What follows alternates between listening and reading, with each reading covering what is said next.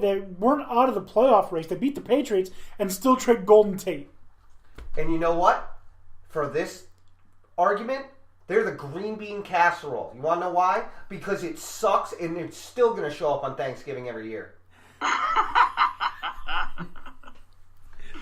Oh man, mad about the green bean casserole. Yeah, I'm still a little bitter over that seeding. Well, listen, yeah, Dan, your judgment's suspect. All right. Penn State didn't make the NCAA tournament last year, so shit happens. What? But they won the NIT. Great. Yeah. Whatever. Happy consolation prize. Yeah. Meanwhile, they put in Syracuse and they go to the Sweet 16 again. Yeah. Because Syracuse doesn't play until they're in a tournament. Yeah. They get absolutely But yeah, my smacked. pick is Detroit. You've been around so long. You've been through so much. It's not like you haven't been graced with good players. Player died on the field playing for you. Really? Yeah. I was reading that when I was looking them up. Ah. Just so you know. I know the Vikings had someone die on the field. Yeah, What is this, DJ Durkin? Hughes. Chuck Hughes. Died on the field. On October 24th, 1971. Ah.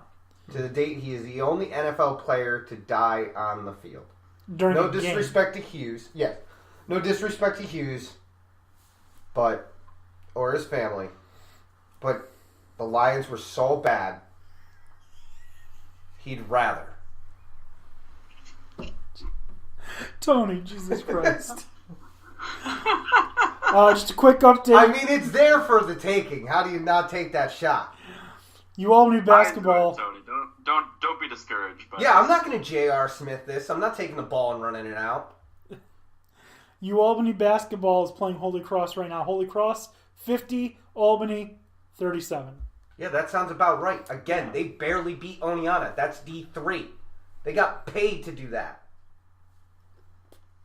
Yeah, it's not what looking a good. waste of Albany's money. Yeah, not looking good. No. But they did beat Stony Brook, so... Don't hold out hope for the Great Danes this basketball season. Actually, don't hold out hope for any Capital Region basketball team this season. The Saints are rebuilding too. I mean, that's not necessarily true. The Albany Patroons would probably be pretty good. That's adorable. What else are we talking about? Or teams that are going to be lackluster at best. So, other ones that came to mind, the Jets. They don't have a great history, although they do have They do have championships. So yeah, we're the reason that AFC exists. Well, good for you. That subpar conference. Congratulations. So it's your fault that the Patriots happened. Actually, we're the ones that unleashed Brady in the first place. So yeah, it's Mark Davis's fault. Not Mark Davis, Al Davis. I was going to say Mark. I'm pretty sure was shitting his pants when that went down. It's because of Al Davis that the Patriots and what was the other...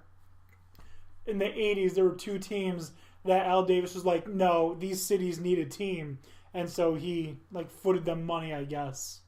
And, well, the Patriots are one of them. So whatever. He's dead. Doesn't matter. Yeah. So, other ones that came to mind, the Oakland Raiders somehow seem to mess it up all the time.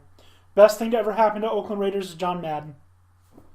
I mean, we got Madden football. I mean, you can think of some other... I can think of some other depressing teams. I mean...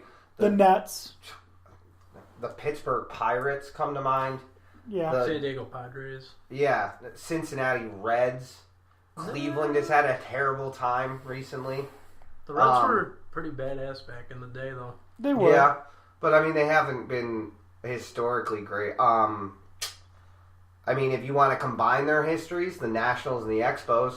Yeah. They've had some great players to just do shit. Remember you got... But they put those great players in a position to succeed, and the players just fail.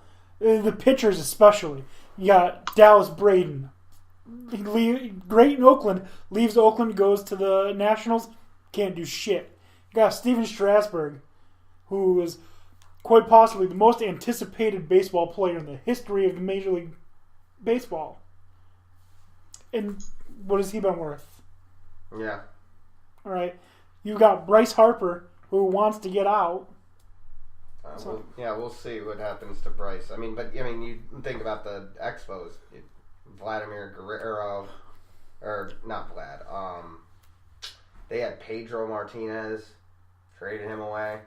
It's just not been a great run for them.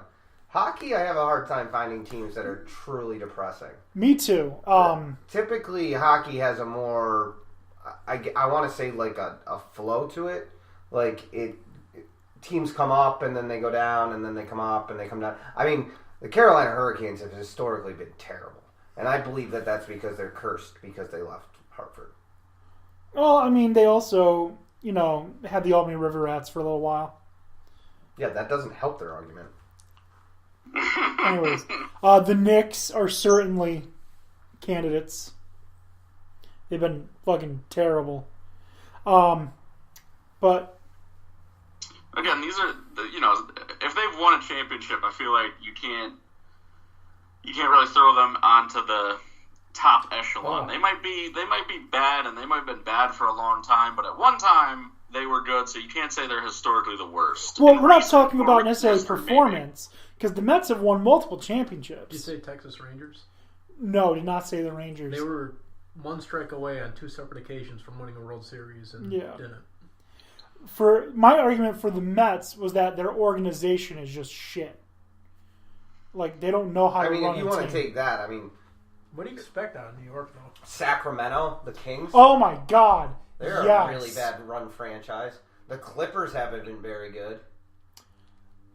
Well, there have been some factors that have really caused problems for the Clippers. Yeah. Milwaukee teams, for that matter, Brewers and Bucks have had their downs. The Timberwolves always seem to get great players in the beginning, but then they leave because they're like, Minnesota sucks. Toronto Blue Jays. Yeah.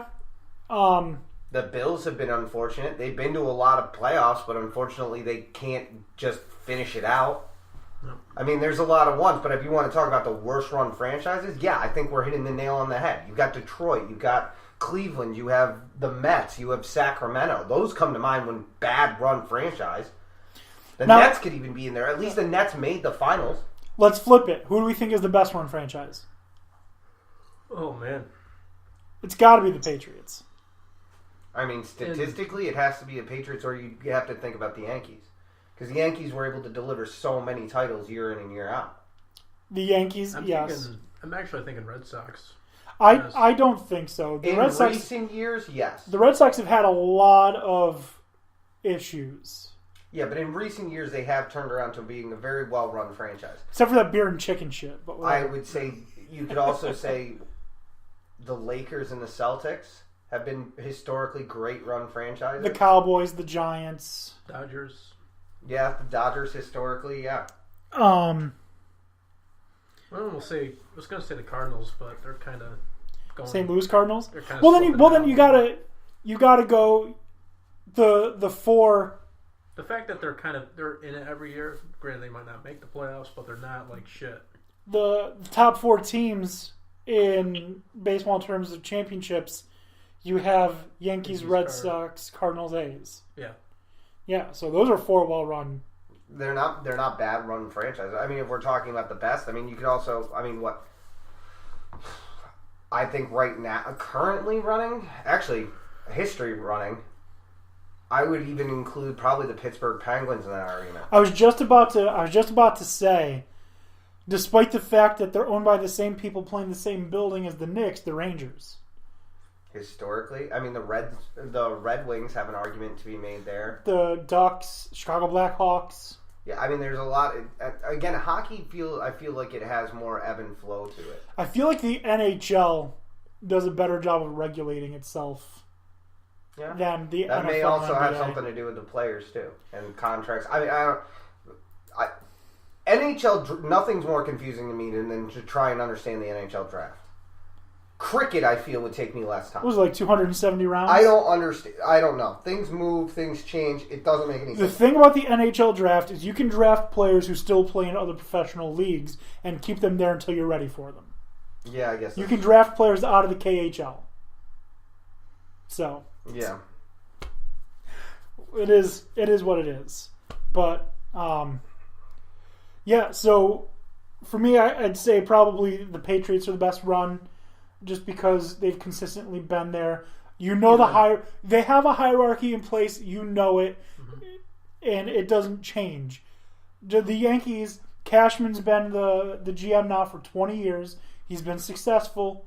They've only had a couple questionable calls under his tutelage in the 20 years, like firing Girardi, the Jacoby Ellsbury stuff, AJ Burnett.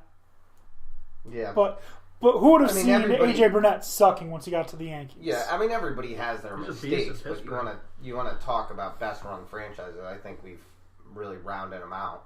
Yeah, I can't think of any that we've really missed. Do we say Packers?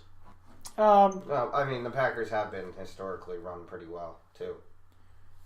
All right, so guys, it's getting a little bit late. Dan O'Shea's got to go to bed. It's his bedtime. Oh. Yep, it's my bedtime. All right, so this is the point in the game where we're going to say goodnight to Dan O'Shea, and we will talk to you next week, okay? Dan, have a happy holiday, sir. Enjoy.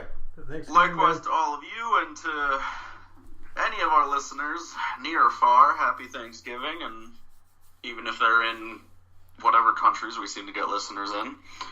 We've had Japan. Have some turkey for us. All right. Take care, buddy. Have a good night, Dan. Night. You guys too. All right. So Dan O'Shea, he's like silently the MVP of this show. Do you know who's not so silently the MVP? Oh, I don't know, but I have a feeling it's coming. In order to be an MVP, you have to be a leader in trends. And Baker Mayfield certainly is a trendsetter. After his most recent win against the Atlanta Falcons, a reporter spoke to him, and he gave us this beautiful quote that I woke up feeling dangerous. Mm-hmm. All right, which I friggin' love. I love that. That's great. So he woke up feeling dangerous. The next day, there were already shirts for sale that said dangerous with the 6 for the G. All right. Name another athlete who had that kind of thing happen to them. Just LeBron? He was a multi-time MVP. I mean, LeBron has had the crown for a very long time, yeah. And that thing, I mean, Aaron Judge hasn't been an MVP, but he has all rise. He got robbed of an MVP. He was the MVP last year. He was a Rookie of the Year last year. He was the MVP last year. I disagree with that. I think he was the MVP. I do not agree with you. Anyways, you may disagree with that. Respectfully disagree. You may respectfully disagree with that. But there's no way that you can disagree with the fact that Baker Mayfield is showing leadership qualities. He is showing toughness. He's showing grit. He is showing everything you need to be an MVP. And that is why Baker Mayfield will be your 2018-2019 NFL Most Valuable Player. Tony, this is about the time of the show where you usually go on a rant. You got anything for us tonight? There was a couple things I was going to rant about, but you know what? I'm going to stick to... Not that I think anybody from there is going to listen to me, but boy, should they fucking do it. Especially this week. Ohio State has been playing like absolute dog shit, and I've had just about enough of it. Why is it that you have the undying desire to play down to every fucking piece of shit team that you play?